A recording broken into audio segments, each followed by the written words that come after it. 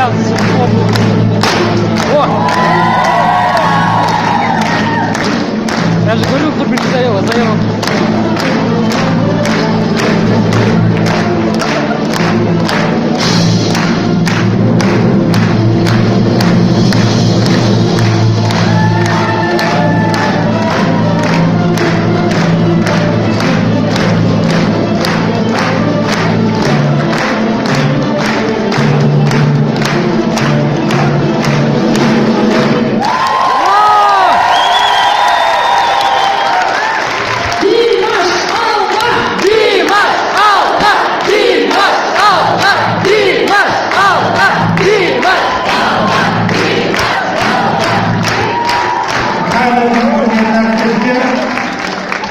Димаш, әрине бүгін біздің ұлттық университетке ерекше күн.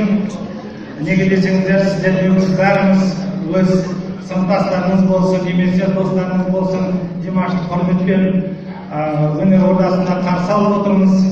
Бұл елімізге үлкен мақтаныш.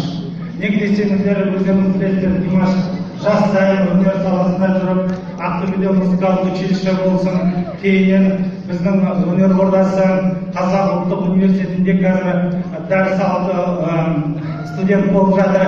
Әрине мен ең бірінші рахметті кімге айтар едік? Ол Димаштың ұстаздарына. Ол сіздерге мындан рахмет.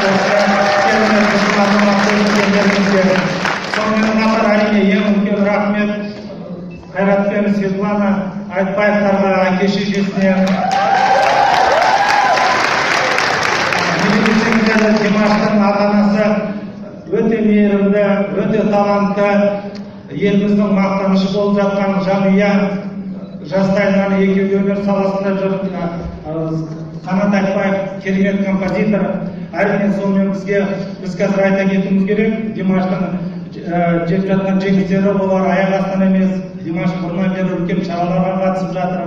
Димаш конкурстардан басқа елімізде өтіп жатқан мемлекеттік үлкен концерттер болсын, немесе қазақ хандығының 500 жылдығы, немесе басқа үлкен шараларына бәріне Димаш қатысып жүрген өздеріңіз жақсы білесіздер.